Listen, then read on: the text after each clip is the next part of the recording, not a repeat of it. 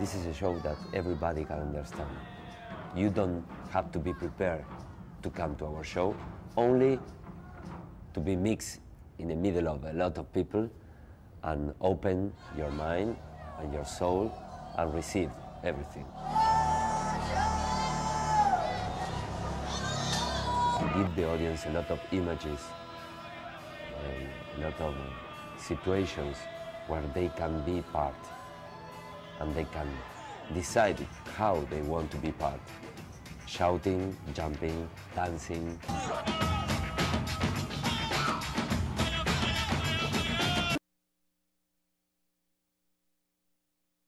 Without Limits was co-written and directed by Robert Towne, the legendary 70s screenwriter. And it's an incisive and enthralling movie, as fast on its feet as the athletes it's about. At the University of Oregon, Pree comes under the wing of the track coach Bill Bowerman, played with winking intelligence by Donald Sutherland. Gradually, he breaks Pree like a stubborn horse. The races themselves are sequences of rare physical and intellectual beauty, observed from both the crowd's and the runner's points of view.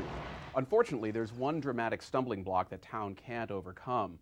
Prefontaine's death in 1975, the result of a car crash that occurred when he was driving back from a party, is certainly a tragedy, but a naggingly arbitrary one.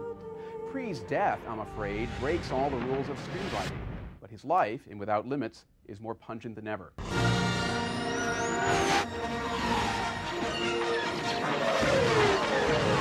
Well, the forces of good and evil have a few nasty run-ins in this movie, but I think the main struggle you see played out in The Phantom Menace is that of George Lucas nervously fighting to give everyone in the galaxy their money's worth. A communications disruption can mean only one thing: invasion.